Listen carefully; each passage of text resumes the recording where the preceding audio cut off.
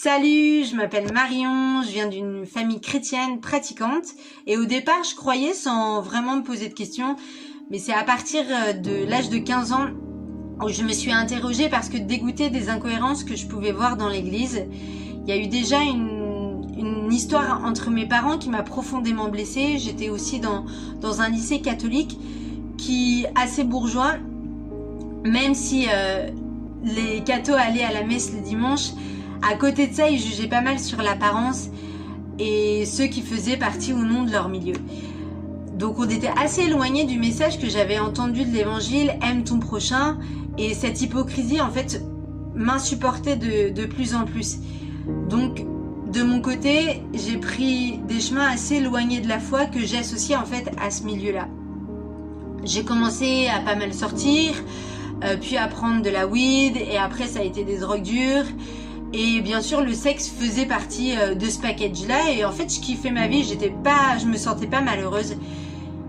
Puis un jour, un de mes profs clash l'éducation que des parents catholiques pouvaient donner à leurs enfants en disant que ça empêchait les enfants de réfléchir. Et bizarrement, ça m'a affectée parce que tout ce qui pouvait toucher de près ou de loin à l'église, je m'en fichais quoi. Et mes parents, certes, m'avaient donné une éducation chrétienne, mais je me retrouvais pas du tout dans ce que pouvait en dire ce prof. Du coup, je me suis dit, tu sais quoi, tu vas retourner à l'église et tu vas voir un peu ce qu'on en dit. Et en fait, j'ai trouvé ça assez beau, ça me touchait, je sentais que j'étais bien dans cette église et du coup, j'y suis allée régulièrement.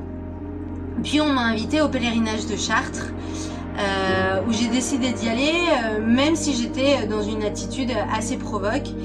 Et sur la route, j'ai rencontré un prêtre avec qui j'ai échangé autour de ma vie. Et j'étais assez fière de moi et je m'attendais vraiment à ce qu'il me dise « Écoute, tu te drogues, tu couches à droite à gauche, tu vas aller en enfer quoi ». Et en réalité, il m'a juste écouté et il a commencé à me parler de l'amour de Dieu. Et il me dit que tout ça, toute ma vie, c'était rien par rapport à l'amour infini que Dieu avait pour moi.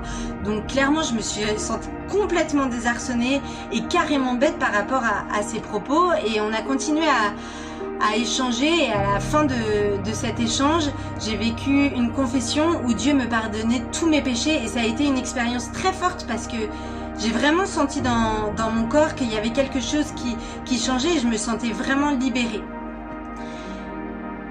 Et suite à ça, petit à petit, j'ai commencé à arrêter avec les drogues dures, puis avec les garçons et mes potes voyaient que je changeais mais comprenaient pas vraiment et moi j'arrivais pas à leur en parler parce qu'en fait c'est difficile de se détacher de son passé et ça prend vraiment du temps.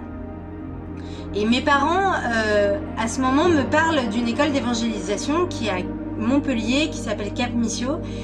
Et en fait, là, je sens que c'est ça, quoi. Dieu me met vraiment ça dans le cœur. Et en même temps, je sais que je vais en chier comme jamais et ça va pas arrêter. Au départ, à chaque moment, à chaque temps de prière, en fait, j'ai des réactions assez bizarres du genre, j'ai envie de vomir, j'ai des coups de chaud, j'ai envie de crier, j'ai envie de pleurer et j'ai des scènes de sexe en permanence dans ma tête. Et pendant les 3 premiers mois, dès que je prie, ces manifestations-là réapparaissent. Et en fait, j'en peux plus, je commence vraiment à penser que je suis folle et il faut vraiment faire quelque chose parce que j'en peux plus, quoi. Et c'est à l'occasion d'une retraite où je rencontre un prêtre exorciste du diocèse de Lyon qui me dit qu'une sexualité débridée et la prise de drogue ouvrait des portes aux démons et que ces manifestations-là pouvaient être dues à ça. Donc il me propose de faire une prière de délivrance pour moi.